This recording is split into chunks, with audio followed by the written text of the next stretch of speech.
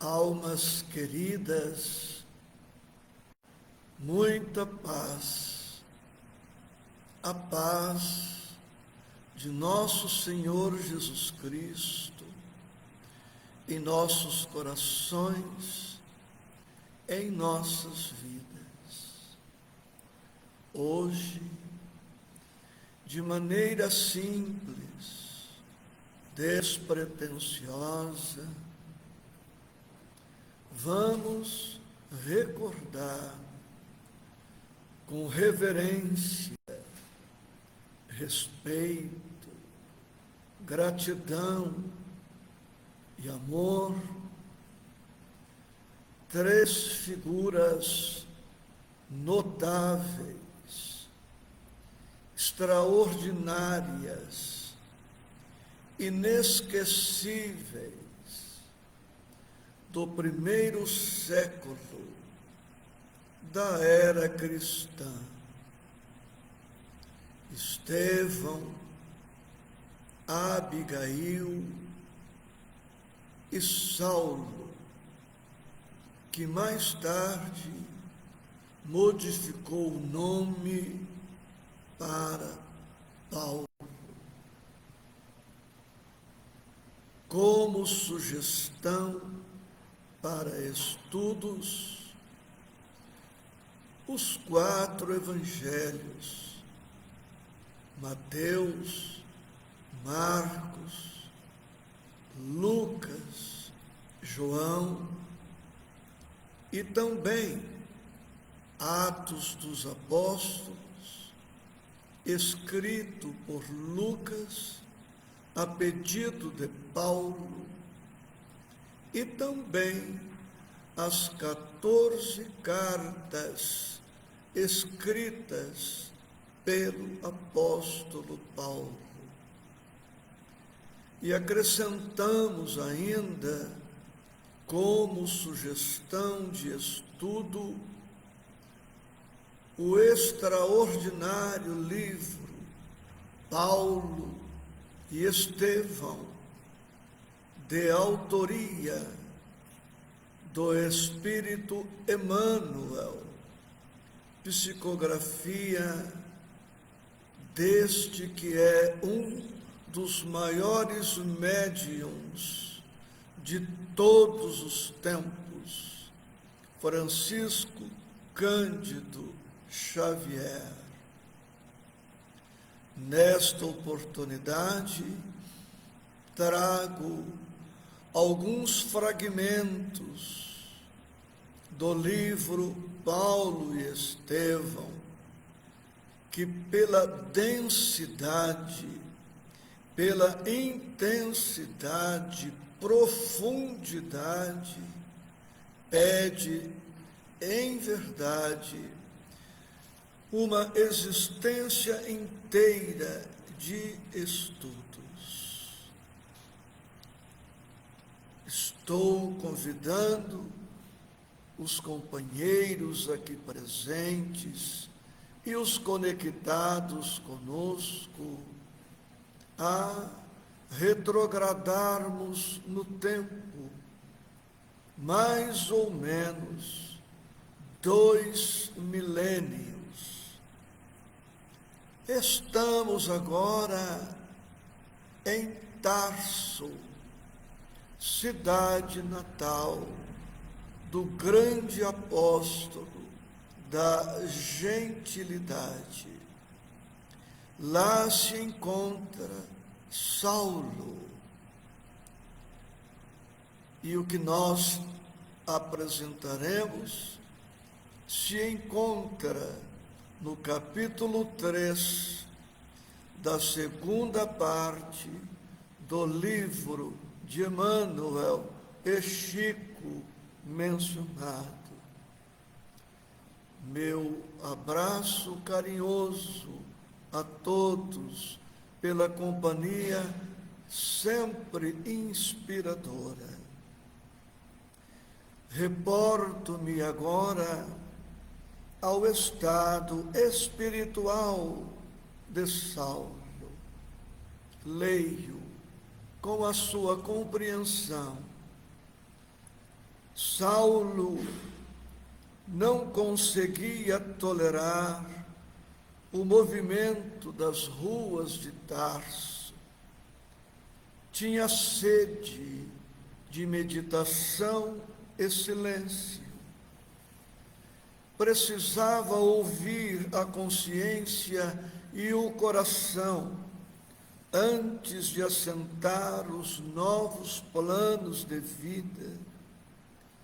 Como eremita anônimo, buscou o campo agreste, exausto de fadiga, recuou mentalmente ao dia da sua radical transformação, quando Jesus se lhe apresentou à visão e à audição às portas de Damasco.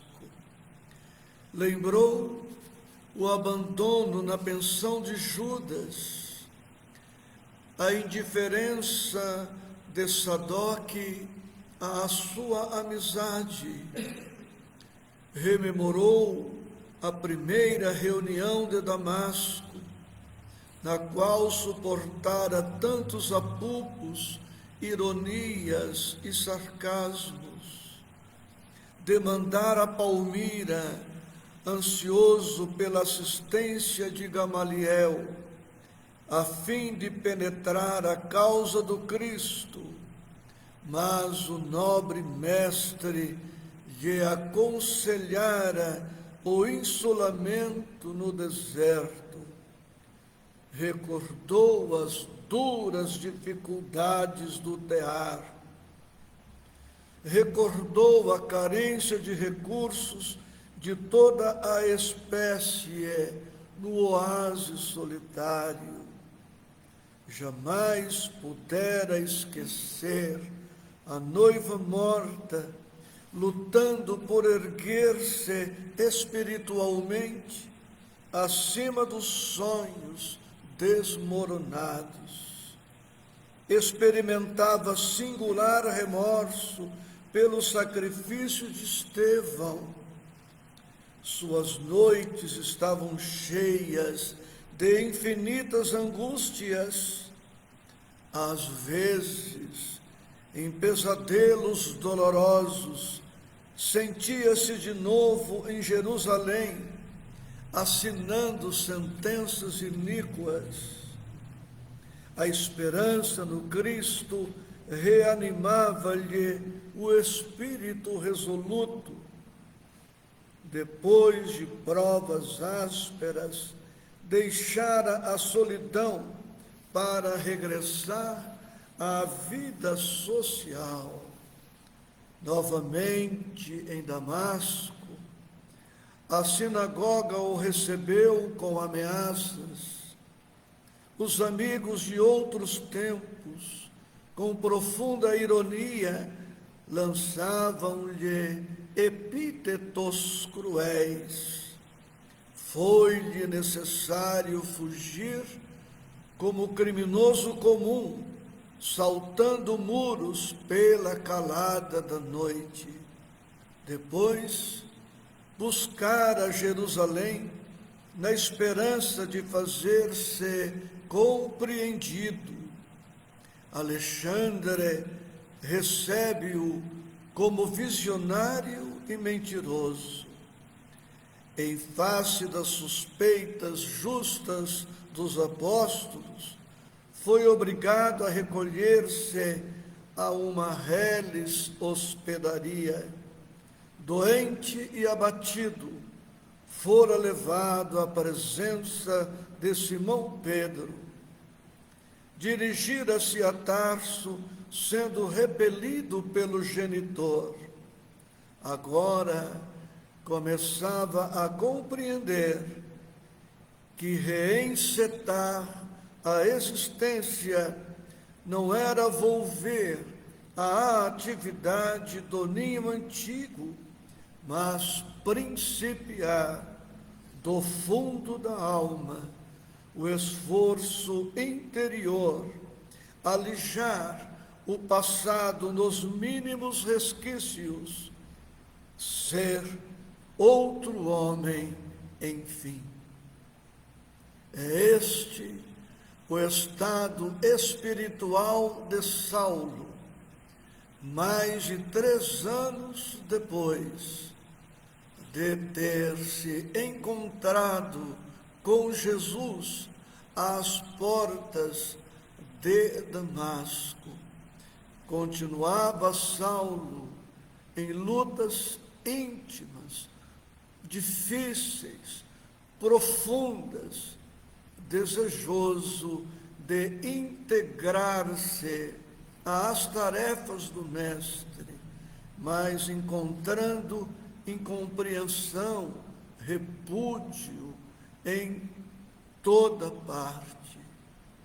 E foi neste estado de alma, depois de rejeitado pelo genitor Isaque, que ele, afastando-se da cidade de Tarso, instala-se em uma caverna, tenta repousar e, vencido pelo cansaço, emancipa-se do corpo e vai para uma região espiritual superior, a que ele denominaria mais tarde, na sua carta aos Coríntios, de terceiro céu. E, para sua surpresa, apresentam-se-lhe a visão e a audição. Estevão, o primeiro mártir do cristianismo nascente, que fora morto por apedrejamento em razão de uma sentença prolatada pelo próprio Saulo. E Estevão, acompanhado de sua irmã Abigail, que fora noiva de Saulo. Abigail, que se converteu ao cristianismo por influência direta de Ananias, que residia em Damasco, para onde se dirigia Saulo em perseguição aos cristãos primitivos. E quis o amor do Cristo que o mesmo Ananias, que trabalhara a conversão de Abigail, à época noiva de Saulo, que Ananias trabalhasse também pela conversão de Saulo, batizando-o em nome do Senhor Jesus e restaurando-lhe a visão. Agora, nesta região espiritual superior, estão Saulo, intensamente emocionado, incapaz de pronunciar uma palavra, dada a emoção intensa, Estevão e Abigail, sua noiva espiritual. Saulo ajoelha-se e Estevão, iniciando o diálogo com o futuro apóstolo, diz para ele: levanta-te, Saulo, expressando-se assim com profunda bondade. Que é isso? Choras? Perguntou Abigail em tom blandicioso. Estarias desalentado quando a tarefa apenas começa? Saulo, não te detenhas no passado, diz-lhe Estevão, percebendo o sentimento de culpa de Saulo em relação à sua morte. Nunca nos faltará um lar, diz-lhe Abigail, captando o sentimento de tristeza de Saulo em face dos sonhos desmoronados. Não te entregues ao desalento, diz ela, que prossegue orientando e auxiliando o noivo espiritual. É preciso, Saulo, ser fiel a Deus. A paz triunfante do Cristo é a da alma laboriosa que obedece e confia. Não tornes a recalcitrar contra os aguilhões. Esvazia-te dos pensamentos do mundo. Reclamas, companheiros, concordes contigo nas edificações evangélicas. No entanto, é preciso lembrar que Jesus não os teve. Concorda com Jesus e trabalha. Toda elevação é difícil, mas somente aí encontramos a vitória real. E Abigail prossegue, recorda a porta estreita das lições evangélicas e caminha. Dedica-te ao Mestre em todos os instantes de tua vida. Serve-o com energia e ternura, como quem sabe que a realização espiritual reclama o concurso de todos os sentimentos que enobreçam a alma. E a partir daí, desenvolve-se um diálogo entre Saulo e Abigail, diálogo ainda mental por parte de Saulo, que não conseguia pronunciar uma palavra sequer. E Saulo mentalmente pergunta então a Abigail: que fazer doravante para triunfar? Como completar as noções sagradas que lhe competia exemplificar praticamente, sem anotação de sacrifícios? E a noiva lhe responde: Saulo, para a certeza da vitória no escabroso caminho, lembra-te de que é preciso dar. Jesus doou-se integralmente a todas as criaturas. Saulo prossegue mentalmente: que fazer para adquirir a compreensão perfeita dos desígnios do Cristo? Abigail lhe responde: ama. Como fazer para que a alma alcançasse tão elevada expressão de esforço com Jesus Cristo? Trabalha, responde-lhe a noiva. Que providências adotar contra o desânimo destruidor? Espera, responde-lhe Abigail. Como agir no âmbito de forças tão heterogêneas? Como conciliar as grandiosas lições do Evangelho com a indiferença dos homens?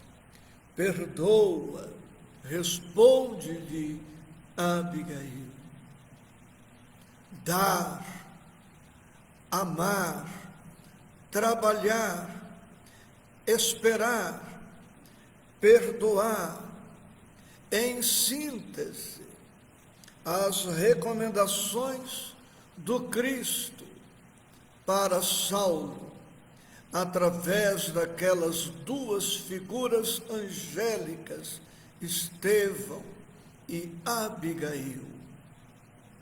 Quando Saulo ia para Damasco com a missão de perseguir, prender, matar os cristãos primitivos, Jesus misericordiosamente se lhe apresenta a visão e a audição, dialoga com ele, orienta-o, encaminha-o, manda que ele entre em Damasco, onde lhe seria dito o que deveria fazer.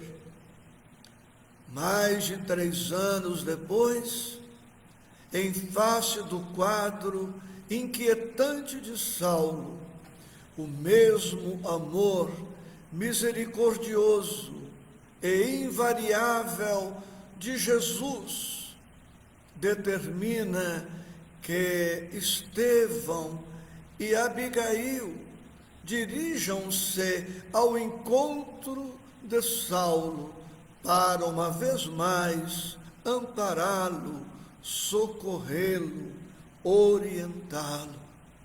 Saulo, então, decide, depois deste encontro memorável com Abigail e Estevão, a permanecer por mais ou menos 3 anos nas imediações de Tarso, trabalhando como tecelão às margens do rio Tauro.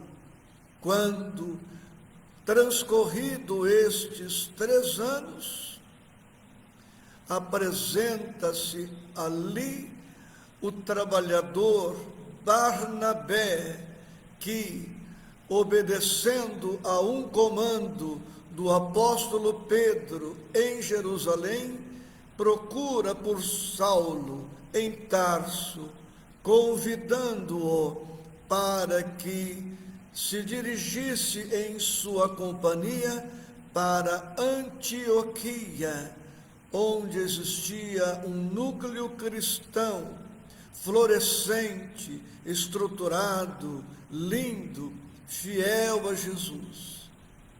Saulo instala-se em Antioquia e quase 8 anos depois do encontro pessoal com Jesus, Saulo finalmente dá início ao trabalho com Jesus, integrando-se à equipe de trabalhadores em Antioquia, até que a espiritualidade superior convoca Barnabé e Saulo para que saiam pelo mundo ao encontro dos gentios para a pregação evangélica indiscriminada e restrita a toda a gente.